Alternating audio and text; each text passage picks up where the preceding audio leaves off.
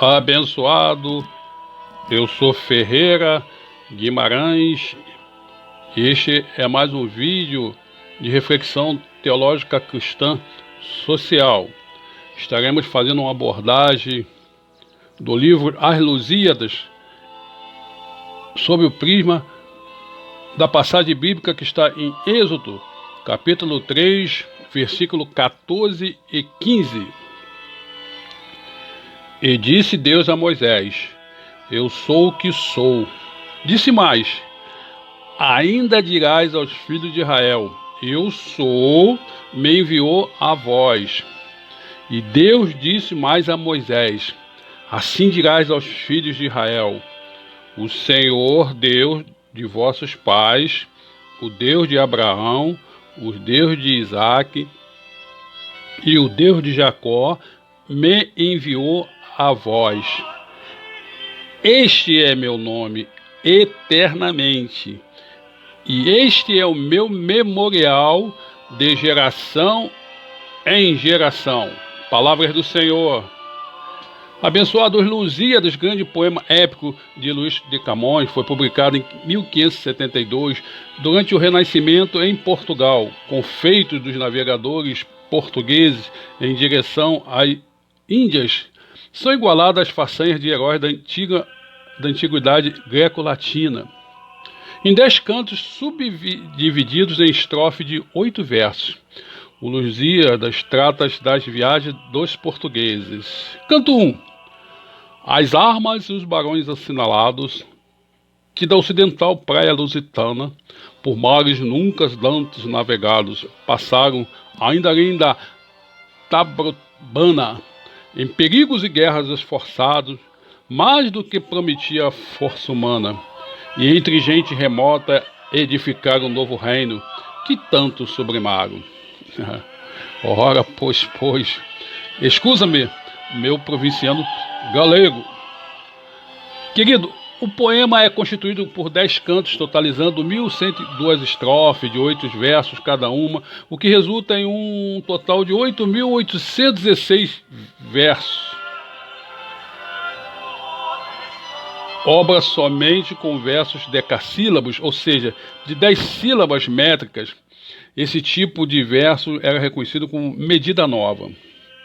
Esse poema épico de Camões, Os Lusíadas, que narra feitos heróicos e mitológicos, a imitação de Homero e Virgílio, traduz em versos toda a história do povo português e suas grandes conquistas, tomando como motivo central a descoberta do caminho marítimo para as Índias por Vasco da Gama, em 1497-99.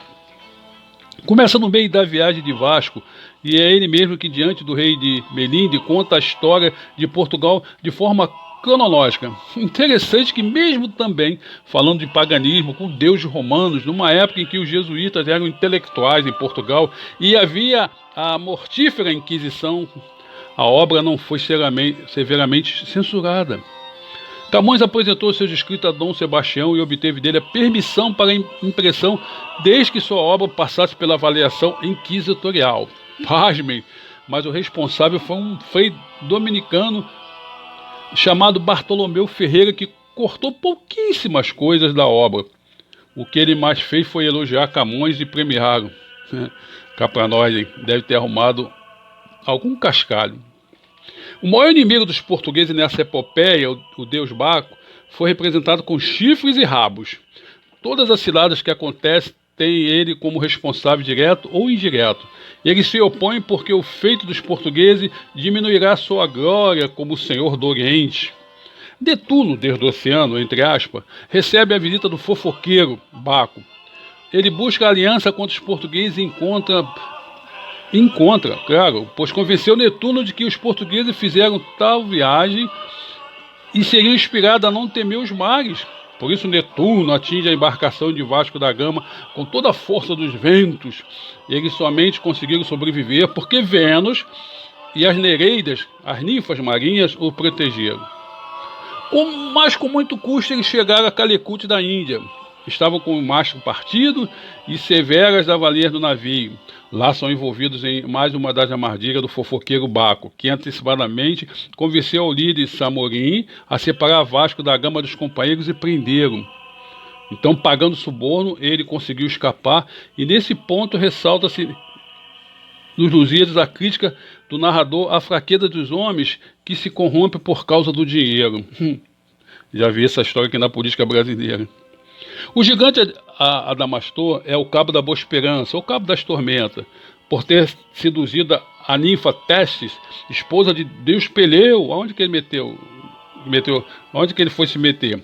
Foi por ele transformado em rocha como vingança. O gigante prometeu destruir qualquer navio que passasse por ele. Por isso o local era representado com nuvens negras e tempestade. Nisso, claramente, vê-se a representação mitológica da obra, quanto a lírica é uma das passagens mais importantes que já representa o medo dos portugueses de atravessarem o Oceano Índico e o Oceano Atlântico, representado por monstros, gigantes, penhascos e seres sobrenaturais. Vê-se também o resultado da impossibilidade do amor, já que vemos um amante rejeitado. Abençoado, minha avó filósofa dizia: meu neto, todo castigo para o homem traído é pouco. A velhinha não era pratão, mas sabia das coisas. Enfim, a última aventura dos argonautas portugueses acontece na Ilha dos Amores. Foi um momento de maravilhosas surpresas preparada por Vênus. Quando a esquadra completa a viagem, Vênus recompensa com um momento de descanso na Ilha dos Amores, paraíso natural, que era uma imagem que se tinha já do Brasil, recém-descoberto. Já sabia que o Brasil ia ser essa bagunça política aí, né? De amores para quem tem dinheiro. Para o pobre, cadeia e repressão. Camões abordou o tema dos amores carnais, das paixões luxuriosas, mesmo em um poema de louvor ao império e à fé. Misturou tudo. Na Ilha dos Amores, os guerreiros possuíam amantes. A obra foi censurada por causa disso. Levemente censurada. Naquela época, os juízes corruptos já levavam uma propinazinha, um cala-boca, um faz-me rir. Abençoado, qualquer semelhança desses juízes com o Supremo Tribunal Federal Brasileiro é a mais pura verdade. É lá que a máquina do mundo é apresentada aos portugueses com inúmeras profecias. Nesse canto acompanhamos o encontro do plano místico dos deuses com o plano histórico dos homens. Os portugueses são elevados à condição de deuses. Fala sério, Camões. Nessa ilha, eles encontram ninfas que foram frechadas pelos cupidos. Vendo os portugueses, ficaram apaixonados. Eles receberam também um banquete e cada um ouve a previsão para o seu futuro. Vênus mostra ainda a Vasco da Gama uma esfera perfeita e mágica, a máquina do mundo. Enfim, o retorno para Portugal foi tranquilo e o fim da epopeia se dá no lamento. Camões se queixa da gente surda e endurecida, que não leva em conta a sua opinião.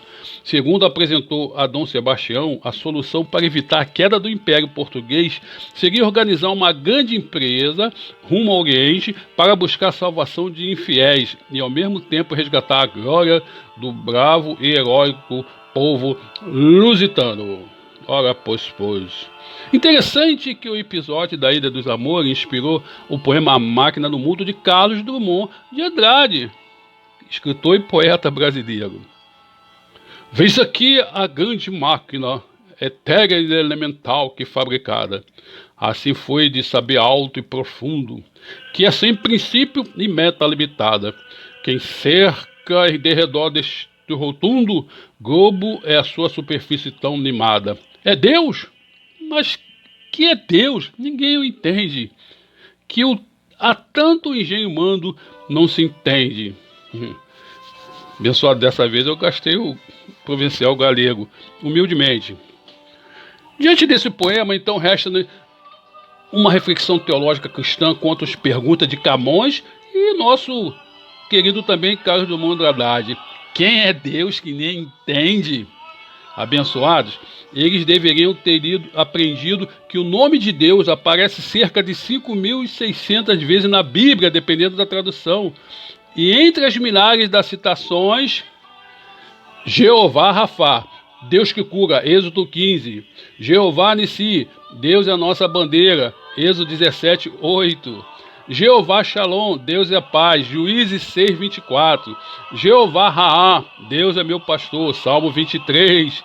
Jeová Tessiknu, o que Deus é a nossa justiça, Jeremias 23, 6. Jeová Jireh, Deus da provisão, Gênesis 22, 14. Jeová Chamar, Deus está sempre presente, Ezequiel 48, 35. Jeová Sabaoth, o Deus do exército, 1 Samuel 17, 45. Querido, mesmo porque é impossível a mente humana entendê-lo totalmente, todavia, apesar de toda a sua imensurável grandeza, de ser indubitavelmente o único, verdadeiro e eterno Deus, não um mero ente mitológico, um Deus, entre aspas, fofoqueiro, ciumento, ele veio a esse planeta Terra na pessoa de Jesus Cristo para nos resgatar, bastando simplesmente que criamos na sua morte expiatória no Calvário, na cruz pelos nossos pecados. Nele, como único e suficiente Salvador da nossa caótica vidazinha nesse planeta. E ele nos levará numa real e derradeira epopeia para as mansões celestiais eternamente. Amém ou não amém? Abençoado, nos abençoe com o seu like, se inscreva no nosso canal, leia a descrição dos vídeos e compartilhe para nos abençoar nas nossas missões urbanas. Eu sou o Reverendo Ferreira Guimarães, a voz do invisível, social e eclesiástico. Amém ou não amém?